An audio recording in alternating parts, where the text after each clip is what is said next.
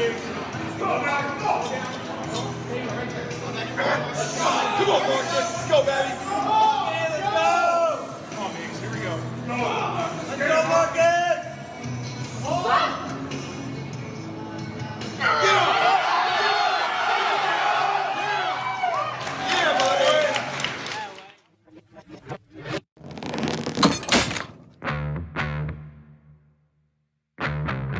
Hey guys, Emilio here and Marcus here at Super Training Gym, the strongest gym in the West.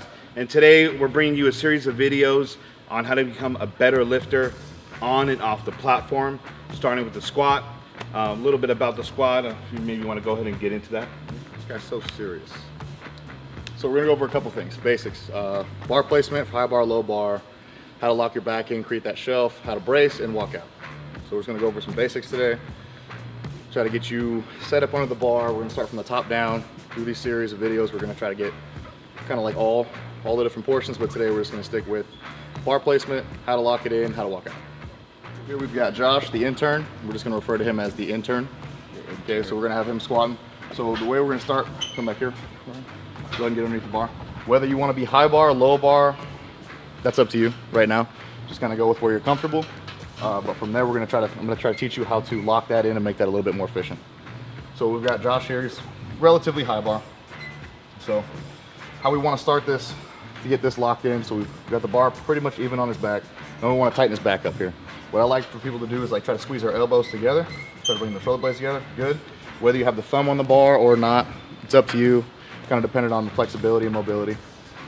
So, but what he's doing a little bit right here, so if we can see this from the side, he's overarching to the mid-back. Just a little bit. So if we come around to the front side, we can tell he's kind of overextending the ribs just a little bit. So we want to treat overextending and overarching the same as we want to treat like rounding the back, because it's going to cause the same thing. The hips will drift forward, knees will come in. So what we want to do is from this position, he's nice and tight, everything's good. We just want to tuck these ribs down just a little bit. Good. Hips stay back. Go ahead and unrack. Good. Baby steps out.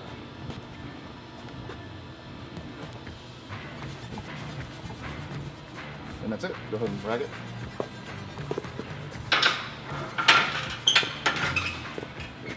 So then I'll go through low bar real quick. I think one thing to keep in mind, the low bar, the bar placement on your back can be too low.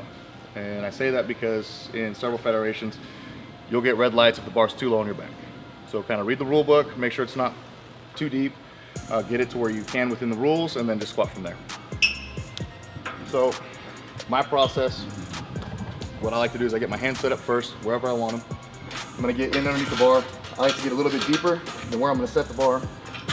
Set my feet in place. I'll drop that bar down right to where I want it. I'm gonna lock it in. Now what I do a little bit differently than some other guys with a low bar setup is I'm going to pull the bar down with my hands and I'm gonna try to turn my elbows up. And for me, what that does is it creates that shelf in my back. That keeps that bar from rolling. So if I pop my chest up a little bit too much coming up with a low bar, typically the bar will want to take off on me. It'll stay in place that way. So I get back in here. I intentionally in my setup, I overarch, get my hips set where I want them to. Nice tight back, push into the bar, drop my ribs down, unrack, baby steps. You only need enough room to clear the rack. You don't need to walk out a mile. You're wasting energy. And from here, you're gonna squat. Now we're gonna go over bracing. We're gonna do it without the bar first. A nice little training tool I picked up from Encima, one of our guys here. To brace, so what I want you to do is take your thumbs. You can push them into your obliques pretty hard. And as you take a big breath, you wanna fill your stomach and then push into your thumbs. Just like that. So go ahead and give that a try. So the big thing with bracing, a lot of people, it's really important you have a belt on too. A lot of people don't know how to brace. They just put a belt on, they put it on really tight, and they think that's how it's supposed to hold your back. So bracing, what we do is we take a big breath. We're not taking it in the chest, we want to take it down in the belly. Push into your belt, or if you don't have a belt there, just push your stomach out.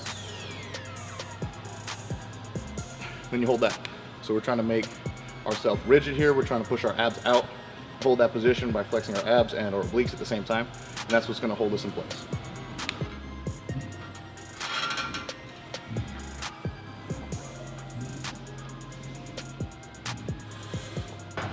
So right here, we're gonna go over, go to your right a little bit, a little cue that I like to fix in most people. So go ahead and unrack it, walk it out, go and squat. Now what I don't like is I don't like when people change their elbow position during the squat. So if you watch Emilio, this is really light, so he's kind of exaggerating it for us. You can get those elbows back a little bit, go and squat down. When he comes out of the hole, a lot of the time he'll push the elbows forward. A lot of people learn that early on in lifting to try to pop that chest out, but what I don't like about that is we're putting unneeded stress into the elbow and in the shoulder joint, sometimes the wrist as well. And then we are trying to pop that chest out, but what happens is you overarch to the mid-back, stick your ribs out too much. So when it gets heavy, you're gonna overarch, your hips are gonna come forward, knees are gonna come in, you're gonna be on your toes.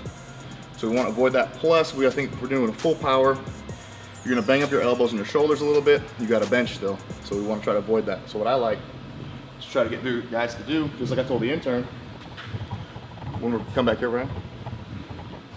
So when we're getting set up, go ahead and rack this. Now wherever these are at, I want these to stay here the whole time. So what I want him to do is I want him to try to squeeze the elbows together. Right through here, we're trying to get our shoulder blades to touch. We're gonna hold that position, walk it out. Now from here, these are gonna stay in the same position. He's gonna squat, just keep his back tight, push straight into the bar, come back up. The other thing that happens when you're driving the elbows forward constantly is you're giving this bar somewhere to go. So the bar's gonna roll and roll and roll. So if you've got, a high rep set and you're doing that every rep, that bar's gonna start here, it's gonna end down here. So we're changing the angle of your squat throughout the set, which we can't get better that way because you're changing your squat every rep. You good? Go and rack it. Just another few things. Everything that we talked about today is important to start doing, not in your later sets, but in the beginning, just with the bar. If you've never done it, you want to keep practicing it. You will be more efficient. It'll start to show in your reps, in your sets, and eventually on the platform. Now when we're thinking about hand placement, when you're getting set up for a squat, whether you want to be inside, you want to be wide, let your mobility kind of dictate that. If you're a really big guy, it's probably going to be hard to be in real tight. If you're not that big of a guy, it's probably going to get hard to be all the way out here. So play with different positions there. Get comfortable, get tight. Well, the reason I say get comfortable is you don't want to be in a super uncomfortable position because it's going to take away from your lifts somewhere else. So if some guys want to be right inside where the rings are, some guys want to be all the way out. That's completely up to your mobility. A good indication of probably put your hands out a little bit wider is if your shoulders get banged up, get a lot of shoulder pain from squatting, you probably need to widen your grip a little bit. Also work on shoulder mobility. And then, just keep playing with it till you find a spot for you that's going to be efficient. Now, most people are not going to be drastic high bar or low bar. They're going to be somewhere in between. So understand that as well. Play with the bar position on your back. Just make sure you get tight. It might be a little bit higher, it might be a little bit lower than when you are right now, and that might be the best squat for you. You're going to be the one to find that out. So just take your time, practice, pay attention to how it feels when you make adjustments, and just kind of go from there. That's it for today's technique on squat and how to better efficiently prepare and start your squat. Don't forget to follow us on Super Training 06 and Filipino Thunder on Instagram, or Emilio Paez on Instagram. If you guys have any questions, please feel free to contact me or, of course, my coach, Marcus.